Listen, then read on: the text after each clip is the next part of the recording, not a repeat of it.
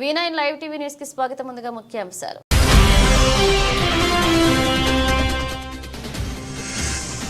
మోదీ నమ్మే పరిస్థితి లేదు. 2029 ఎన్నికల్లో రాహుల్ ప్రధాని కావడం ఖాయం. కాంగ్రెస్ కి పూర్వ వైభవం తెస్తారు.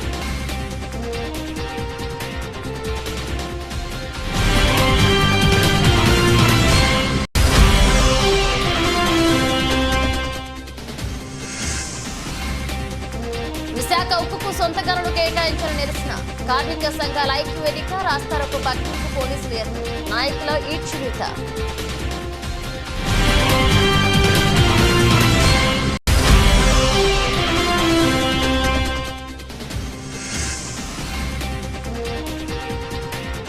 వరద గ్రామాలలో పర్యటించిన ఎమ్మెల్యే జ్యోతుల నెహ్రూ.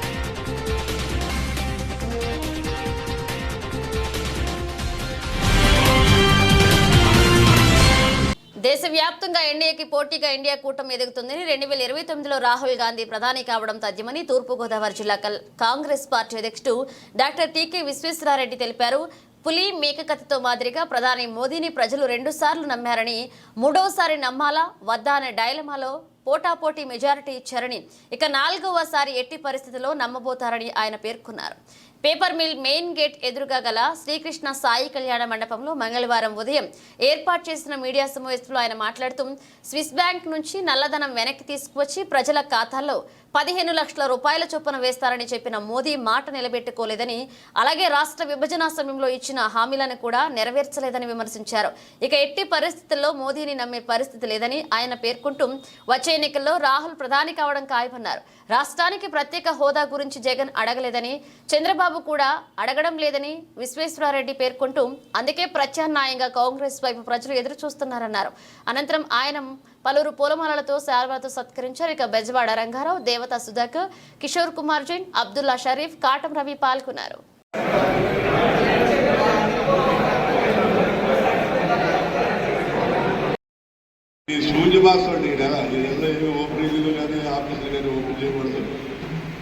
నెక్స్ట్ 3వ తారీఖు నుంచి భద్రపద మాసం వస్తుందంటే మన దసరా ఉత్సవాలు వస్తాయి. 5వ తారీఖు ఉదయం 8 గంటలకే జిల్లా Congress office municipal colony cricket ground ఎదురుగుండా మా బిల్డింగ్ ఉంది. పైన బిల్డింగ్ లో పై అంతస్తులో 2 హాల్స్, 2 బెడ్రూమ్స్, డైనింగ్ ఇవన్నీ ఉన్నాయి. అది మరి నేను జిల్లా ప్రెసిడెంట్ ఉన్నంత కాలం కూడా అది జిల్లా పార్టీ ఆఫీస్గానే ఉపయోగిస్తాం. 5వ తారీఖు ఉదయం 8 గంటలకే పార్టీ ఆఫీస్ ఓపెనింగ్ అవుతుంది. ఆఫీసు రెగ్యులర్గా డైలీ ఉంటుంది. అక్కడ గుమ్మతో ఉంటుంది. నేను కూడా ఉదయం 10 to 1 అందరికీ అందుబాటులో, కార్యకర్తలు కానివ్వండి, ప్రజలకు కానీ అందరికీ అందుబాటులో ఉండి మరి ఎవరికే సమస్యలు వచ్చినా ప్రభుత్వాధికారుల దృష్టికి తీసుకెళ్తాం జరుగుతుంది. ఆ పక్కనే గ్రౌండ్ ఉంది, పెద్ద గ్రౌండ్. మనకి పెద్ద మీటింగ్లు పెట్టి వాళ్ళన్నా పెట్టుకోవచ్చు. అలాగే కార్యవర్గ సమావేశాలు కానీ ప్రెస్ మీట్లు కానీ అక్కడే జరుగుతాయి. జిల్లా కాంగ్రెస్ మీటింగ్ ప్రతి నెల ఒక రోజు ఫిక్స్ చేస్తాం. అందరితో మాట్లాడి ఆ రోజు మాత్రం ఇక్కడ కళ్యాణ మండపంలోనే ప్రతి నెలకు ఒకసారి మాత్రం జిల్లా కాంగ్రెస్ మీటింగ్ కంపల్సరీగా జరుగుతుంది. అంతేకాకుండా త్వరలోనే ఒక నెలలో వినాయక చవితికి కమిటీ అనౌన్స్ చేశారు. దసరా నాటికి మిగతా మన మండలాలు కానివ్వండి, మన జిల్లాలో 19 మండలాలు ఉన్నాయి. అలాగే మండలాలు, అలాగే విభాగాలు, అన్ని విభాగాలు, మహిళా విభాగం, ఎన్ఎస్యు, ఐఎన్టీసీ, అలాగే యూత్, మొత్తం అన్ని విభాగాలు కూడా ప్రక్షాళన చేసి అన్ని విభాగాలకు కూడా ఒక నెలలోనే కమిటీ వేయడానికి ట్రై చేస్తాం. ఎవరైనా ఇంట్రెస్టెడ్ కానీ ఆల్రెడీ సీనియర్ లీడర్స్ చాలా మంది ఉన్నారు. వాళ్ళకి కావాల్సి ఇతను బాగా పనిచేస్తాడు, ఎఫిషియెంట్ అనుకున్న వాళ్ళ బయోడేటాలు నా వాట్సాప్కి పంపిస్తే మరి ఇక్కడ ఆల్రెడీ స్టేట్ లీడర్స్ ఉన్నారు. నేను మళ్ళీ మన నగరాధ్యక్షులు అందరూ కూర్చొని ఎవరు బాగుంటుంది అనేది డిసైడ్ చేసి దాన్ని వైఎస్ శర్మిల మేడం దృష్టికి తీసుకెళ్లి మ్యాక్సిమం వీలైనంత వరకు దసరా టైంకి వెళ్ళా కూడా కంపెనీలన్నీ కూడా విదేశం నాటికి కంపెనీలన్నీ కూడా వేయడానికి ప్రయత్నం చేస్తాం. దానికి అందరూ కూడా పూర్తి సహాయ సహకారాలు అందించాలని చెప్పి కోరుతున్నాం. అలాగే ప్రజా సమస్యల మీద నిత్యం పోరాటం జరుగుతుంది. ఎందుకంటే మొన్నటి వరకు నేను ఇండివిజువల్ గానే పోరాటం చేస్తుంటే ఈవేళ ఒక కాంగ్రెస్ పార్టీ అనే ఒక అండ జిల్లా కాంగ్రెస్ ఆర్జికర్ మెడికల్ కాలేజీ మరియు ఆసుపత్రిలో గత నెలలో జరిగిన మెడికల్ విద్యార్థిపై అత్యాచారం చేసి హత్య చేసిన విషయంలో న్యాయం జరగలేదని రాజమండ్రి గైనకాలజిస్టులు అసోసియేషన్ అధ్యక్షురాలు డాక్టర్ ఐవి అరుణకుమారి అన్నారు. సోమవారం సాయంత్రం స్థానిక వెంకటేశ్వర నగర్లోని ఇండియన్ మెడికల్ అసోసియేషన్ హాల్ నందు రాజమండ్రి గైనకాలజిస్టులు అసోసియేషన్ సభ్యులు ప్రెస్ మీట్ ఏర్పాటు చేశారు. ఈ సమావేశంలో వారు రాజకీయ నాయకుల సహకారంతో హాస్పిటల్ సిబ్బంది సాక్ష్యాలు తారుమారు చేస్తారనే ఆరోపణల మధ్య సిబిఐ విచారణ చేపట్టి నెల రోజులు దాటినా నిందితులను శిక్షించలేదన్నారు. కీలకమైన డిఎన్ఏ ఎవిడెన్స్ ఇప్పటి వరకు బయటికి రాకపోవడంతో కేసు పక్కదారి పడుతోందని ఆందోళన వ్యక్తం చేశారు. మానవ సమాజం సిగ్గుపడేలాగా అత్యంత పాశవికంగా ఒక డాక్టర్ ప్రాణాలు తీసిన నేరస్తులను కఠినంగా శిక్షించాలని డిమాండ్ చేశారు. ఇటువంటి దురాఘాతాలను అడ్డుకోవడానికి పటిష్టమైన చర్యలు అవసరమన్నారు. ఇప్పటికైనా ఉన్న చట్టాలను కఠినంగా అమలు చేయడం, లైంగిక హింసకు పాల్పడే వారికి కఠిన శిక్షలు పడేలాగా చేయాలని పేర్కొన్నారు. పాత్రికేయుల సమావేశంలో ప్రముఖ గైనకాలజిస్టులు ROG SY secretary Devishri, doctor Sandhyadevi, Sujatha, Venumadhavi, doctor Jyothi, doctor Deepti పాల్గొన్నారు.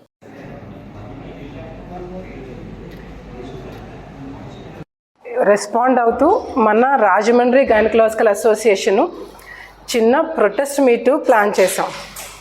కానీ మన వాతావరణం సహకరించక మా ప్రొటెస్ట్ మీట్ ఎందుకు 1 month అయిపోయింది.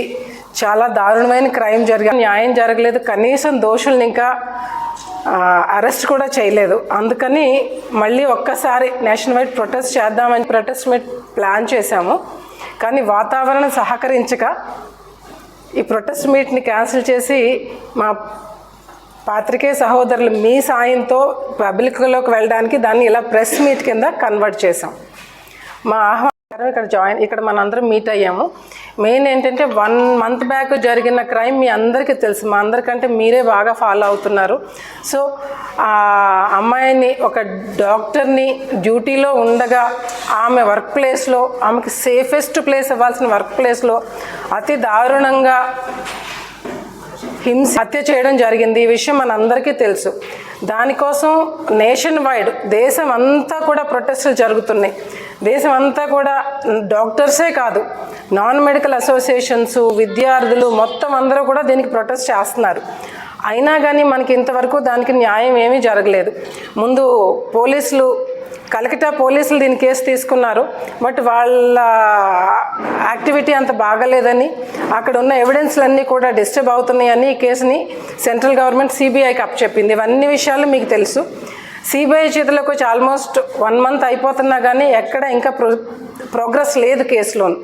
అందుకని ఆ విషయమై ఒక్కసారి మళ్ళీ ఒక ప్రొటెస్ట్ చెప్దామని చెప్పి nation wide all gynaecological association ఈరోజు September 9th, అంటే ఈ క్రైమ్ జరిగి కరెక్ట్గా 1 month ఈ రోజుకి. అందుకని ఈ protest meet and press meet arrange చేశాం. మా డిమాండ్స్ ఏంటంటే వీలైనంత తొందరగా ఈ కేసు సాల్వ్ చేయాలి. వీలైన తొందరగా ఎవరైతే నేరస్తులు ఉన్నారో ఈ కేసు అసలు ఏం జరుగుతుంది, ఒకళ్ళ నేరస్తుల ఇది గ్యాంగ్ రేపా అనేది కూడా ఇంకా మనకి పూర్తిగా క్లారిటీ లేదు. ఒకసారి దీన్ని కరెక్ట్గా ఇన్వెస్టిగేట్ చేసి దీనికి సరైన తీర్పు చెప్పాలని, ఎవరైతే ఆ క్రిమినల్స్ ఉన్నారో వాళ్ళకి వీలైనంత తొందరగా శిక్ష వేయాలని, ఆ శిక్ష ఎలా ఉండాలంటే ఎంత తొందరగా జరగాలంటే ఇంకొకళ్ళు ఇలాంటి విశాఖ ఉక్కు పరిరక్షణ కోసం కార్మిక సంఘాల ఐక్యవేదిక ఆధ్వర్యంలో మంగళవారం నిర్వహించిన రాస్తారోకోపై పోలీసులు జులుం ప్రదర్శించారు. స్థానిక శ్యామల సెంటర్లో సిఐటి ఇతర కార్మిక సంఘాల ప్రతినిధులు శాంతియుతంగా రాస్తారోకో చేపట్టారు. తొలుత మానవహారం నిర్వహించారు. ఈ నేపథ్యంలో ట్రాఫిక్ అంతరాయం కలగదంటూ 2 Town పోలీసులు బలవంతంగా కార్మిక సంఘాల నేతలను పక్కకు తొలగించే ప్రయత్నం చేశారు. ఈ క్రమంలో కార్మిక సంఘాల నేతల పట్ల దురుసుగా ప్రవర్తించారు. ఓ ట్రాఫిక్ కానిస్టేబుల్ సిఐటి ఉపాధ్యక్షులు టి అరుణ్ చొక్కా పట్టుకుని పక్కకు నెట్టడంతో ఉద్రిక్తత ఏర్పడింది. శాంతియుతంగా ఆందోళనలు నిర్వహిస్తున్న తమపై దురుసుగా ప్రవర్తించడం తగదని వారించినా కూడా పోలీసులు వెనక్కి తగ్గలేదు. రోడ్డుపై కూర్చుని ఆందోళన చేస్తున్న ప్రజా సంఘాల నాయకులైన టి తులసి, ఎన్ రాజాలను పోలీసు బలంగా నెట్టేయడంతో నేలపై పడిపోయారు. ఈ క్రమంలో రాజా చేతికి గాయమైంది. కార్మిక సంఘాల ప్రతినిధులు అడ్డుకోవడంతో పోలీసులు వెనక్కి తగ్గారు. ఓ దశలో సిఐ తీవ్ర ఆగ్రహానికి గురయ్యారు. అందరినీ పోలీస్ స్టేషన్కు తరలిస్తామంటూ ఊగిపోవడంతో అక్కడి పరిస్థితి భీతావహంగా మారిపోయింది. ఈ కార్యక్రమం సిఐటి నాయకులు ఎం సుందర్బాబు, ఎస్ఎస్ మూర్తి, నరసింహమూర్తి, తులసి, బేబిరాణి, మాణిక్యాంబ, అన్నపూర్ణ, సోమేశ్వరరావు, రామకృష్ణ, మురళి, సిపిఎం నగర కార్యదర్శి బి పవన్, నాయకులు సుబ్రహ్మణ్యం, పోలిన వెంకటేశ్వరరావు, రాజా, రాంబాబు పాల్గొన్నారు. విశాఖ ఉక్కు పరిశ్రమ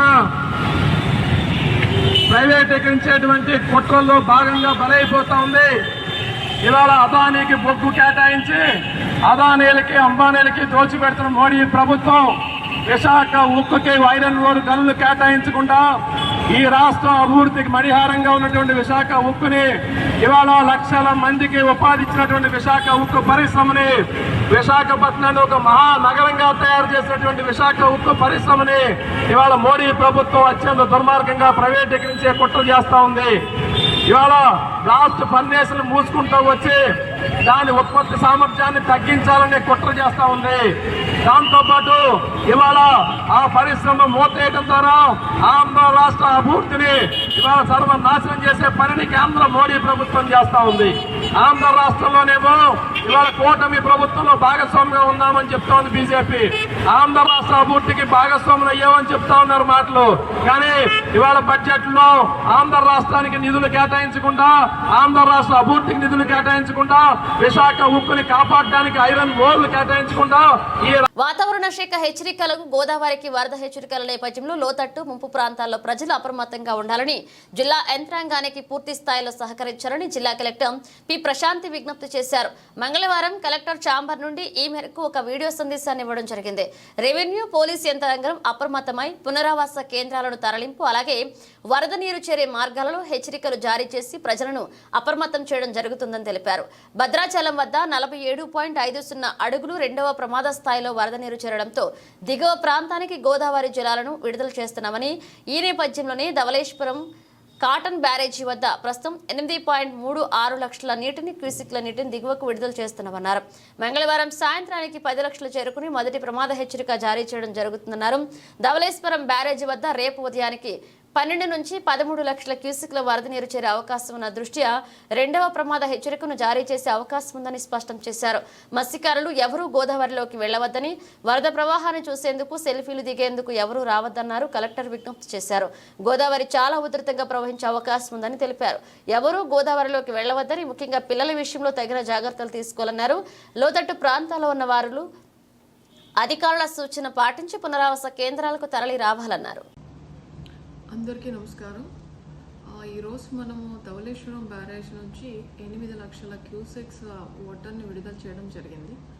ఈరోజు ఈవినింగ్ అంటే 7 o'clock వరకు వచ్చేటప్పటికి మనం ఇంచుమించుగా 10 లక్షల క్యూసెక్స్ వాటర్ రిలీజ్ చేస్తాం. అంటే ఫస్ట్ వార్నింగ్ అనేది లైవ్లోకి వస్తుంది.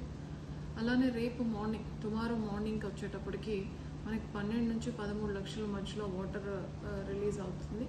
సో ఇప్పుడు మనం భద్రాచలంలో చూసుకుంటే భద్రాచలం డ్యామ్ హైట్ అనేది 47.5. సో ఆల్మోస్ట్ సెకండ్ వార్నింగ్ వరకు వచ్చేసింది. సో మనకి ఎక్సెస్గా వాటర్ ఏదైతే వచ్చిందో అంతా రిలీజ్ చేయాల్సి వస్తుంది. కాబట్టి ఈరోజు రేపు మనకి గోదావరిలో చాలా ఉధృతంగా నీటి ప్రవాహం ఉండబోతుంది. నా రిక్వెస్ట్ ఏంటంటే నదీ పరివాహ ప్రాంతాల్లో ఉన్న విలేజెస్ అందరూ కూడా దయచేసి ఆ నదీ ప్రవాహంలోకి వెళ్ళొద్దు. అలానే పిల్లల్ని కూడా మరీ ముఖ్యంగా అటువైపు వెళ్లకుండా చూసుకోండి. సో ఎక్కడైనా మనకి లో లెవెల్ ఏరియాస్ ఏవైతే ఉన్నాయో అధికారులు చెప్పిన మాటలు విని మీకు ఏదైతే మేము రిలీఫ్ క్యాంప్స్ మేము ఆర్గనైజ్ చేస్తున్నామో ఆ రిలీఫ్ క్యాంప్స్లోకి దయచేసి రండి. దానితో పాటుగా మనకి గణేష్ పూజ కూడా అవుతుంది. ఆ నిమజ్జనంకి ఏర్పాట్లన్నీ కూడా మేము రెవెన్యూ అండ్ పోలీస్ యంత్రాంగం పూర్తిగా చేశారు.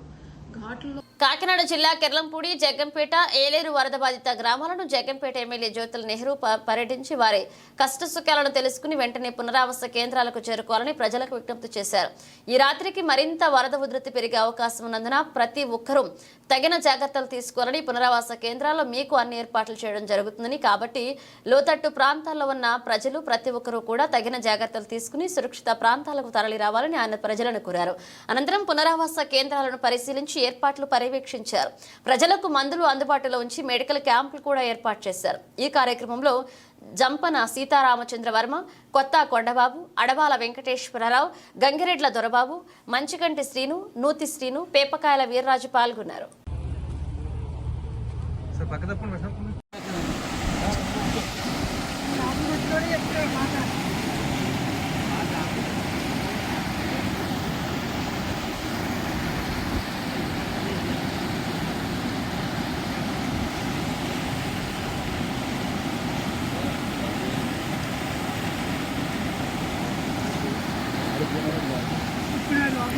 ఒక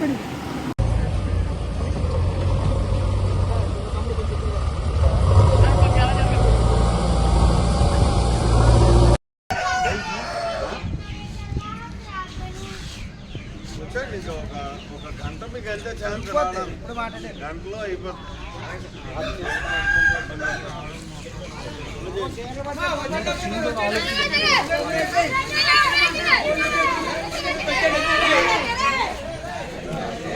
నంద్యాల బొమ్మల సత్రంలో బాలగణేష్ యూత్ వినాయక చవితి సందర్భంగా 3వ రోజు మలికిరెడ్డి రాజగోపాలరెడ్డి సతీమణి municipal councillor Lalithamma, MR digital cable TV director Malikireddy Charan, Balaganesh youth committee సభ్యులు ఘనంగా స్వాగతం పలికారు. అనంతరం వినాయకునికి ప్రత్యేక పూజలు చేపట్టారు.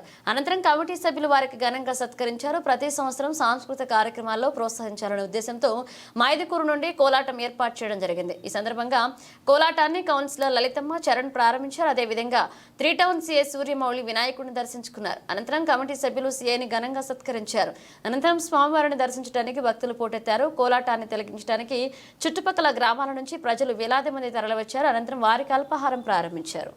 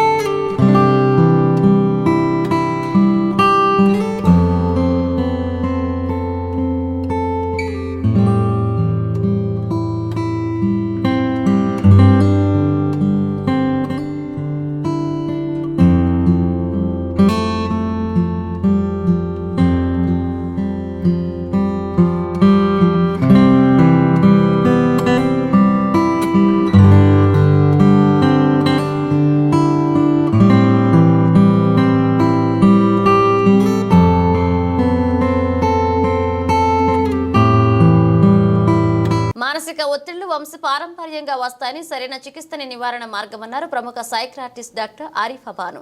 ప్రపంచ ఆత్మహత్యల నివారణ దినోత్సవం సందర్భంగా ఏర్పాటు చేసిన ర్యాలీని ప్రారంభించారు. ఐఎంఏ రాష్ట్ర మాజీ అధ్యక్షుడు doctor Ravikrishna, BCH doctor Haripulla, doctor Arif Banu వంశంలో కానీ కుటుంబ సభ్యుల్లో మానసిక ఒత్తిడితో ఉంటే జన్యుపరంగా వారసులకు వచ్చే అవకాశం ఉందన్నారు. డాక్టర్ ఆరిఫ్ బాను దీంతో హార్మోన్లలో ఇబ్బందులకు కారణపడ్డారన్నారు. ఇక ఏవైనా లక్షణాలు కనపడితే వెంటనే చికిత్స చేయించుకోవాలన్నారు. నిర్లక్ష్యం చేస్తే కేవలం రోగి మాత్రమే కాకుండా కుటుంబ సభ్యులు ఇబ్బంది పడతారన్నారు. ఇక ఆరిఫాబాద్ గ్రామంలో DCH doctor Arifulla, IMA Nandyal అధ్యక్షులు వసుధారాణి, టీడీపీ యువనేత ఫయాజ్ పాల్గొన్నారు.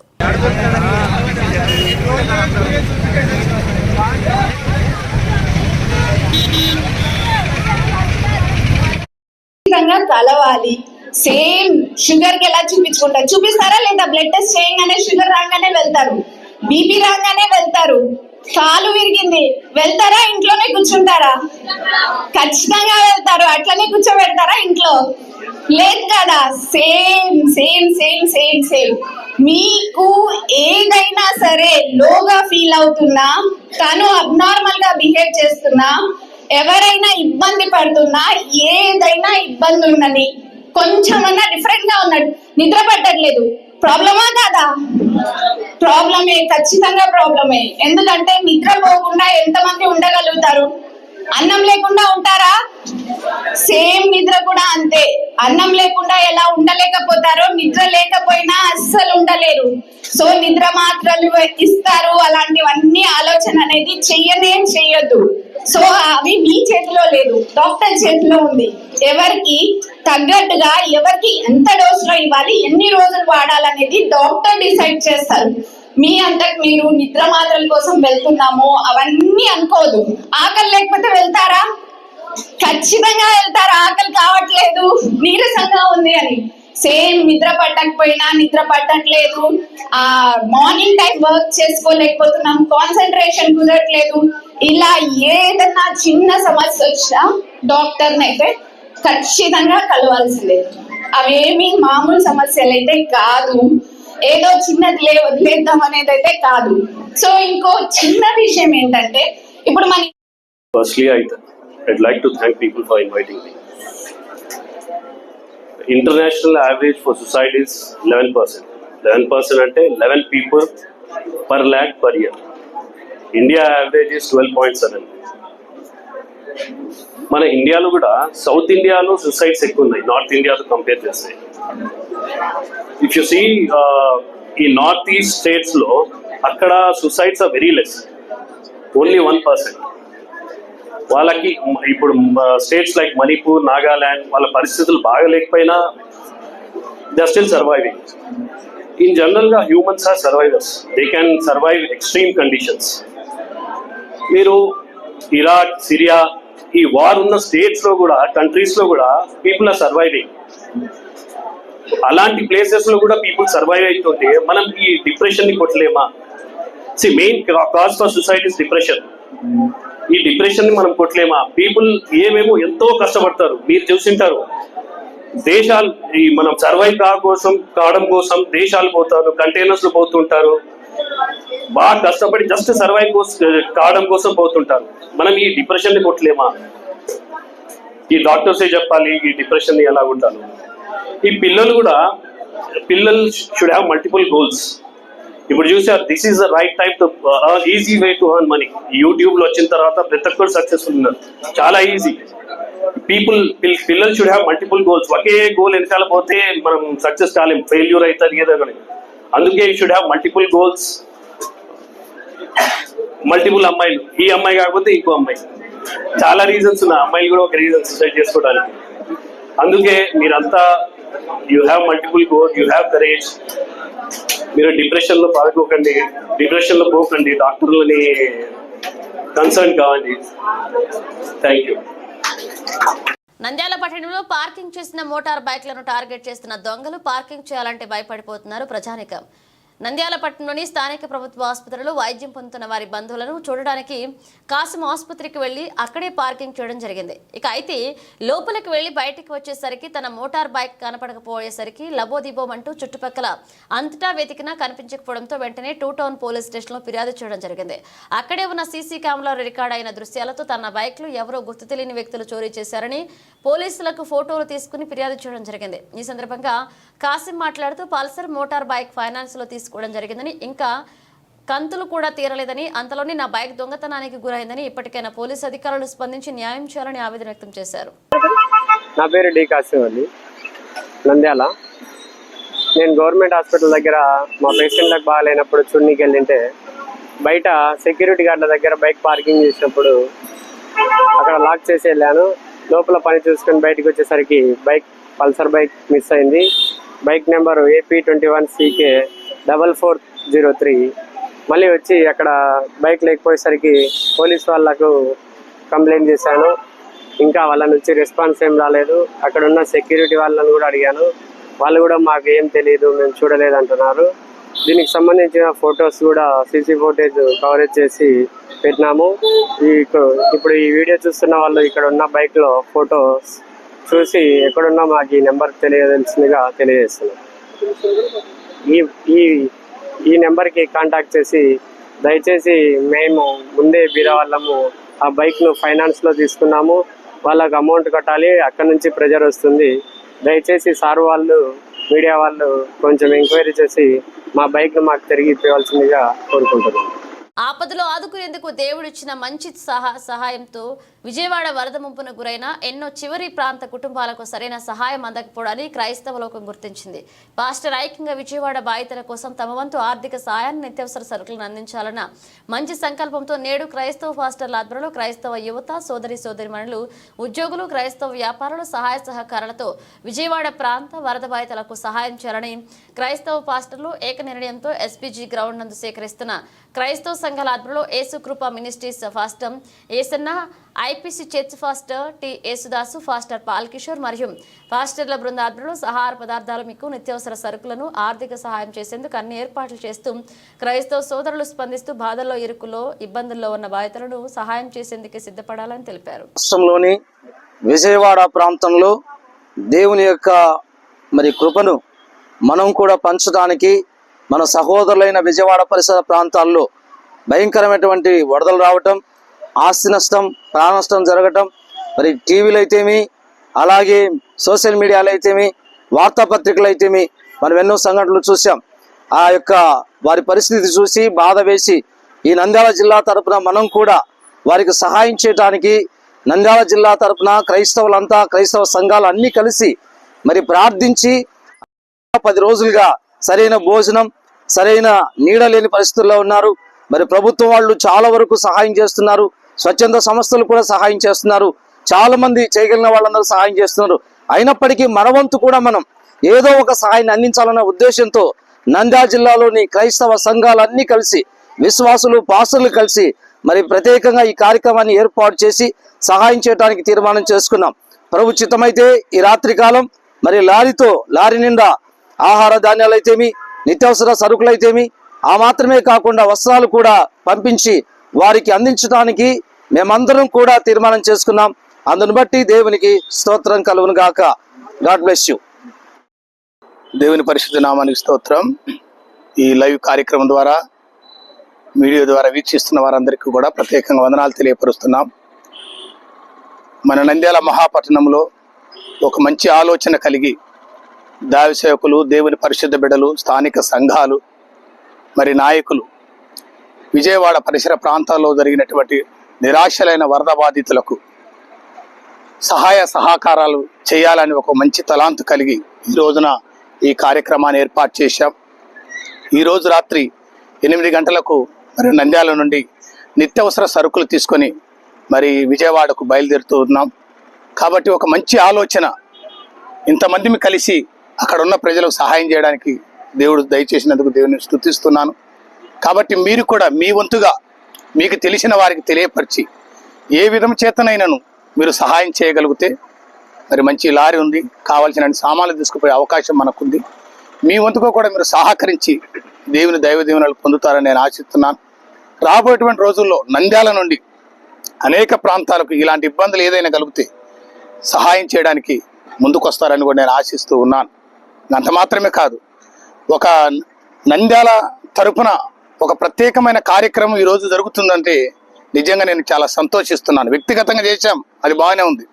కానీ ఈరోజు ఇంతమంది మీద కలుసుకొని మరి ఎంతో మందికి ఆహారం తీర్చడానికి, చాలామంది ఆహారం లేక, తాగడానికి నీళ్లు లేక, కట్టుకోవడానికి బట్టలు లేక అన్ని నీళ్ల పాలైనటువంటి పరిస్థితి మనం టీవీలలో, యూట్యూబ్లలో మనం చూసాం.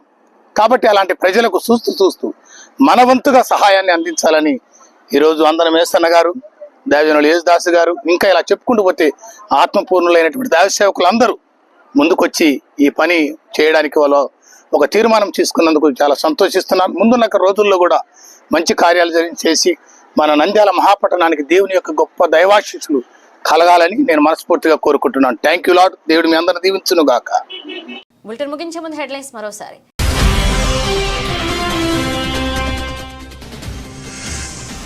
మోదీ నమ్మే పరిస్థితి లేదు. 2029 ఎన్నికల్లో రాహుల్ ప్రధాని కావడం ఖాయం. కాంగ్రెస్ కి పూర్వ వైభవం తెస్తారు.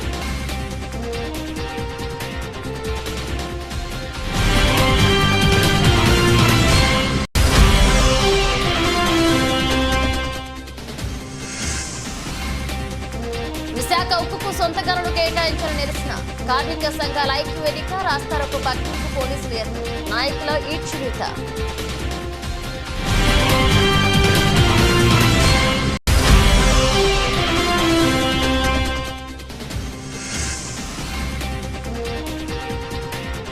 వరద గ్రామాలలో పర్యటించిన ఎమ్మెల్యే జ్యోతుల నెహ్రూ.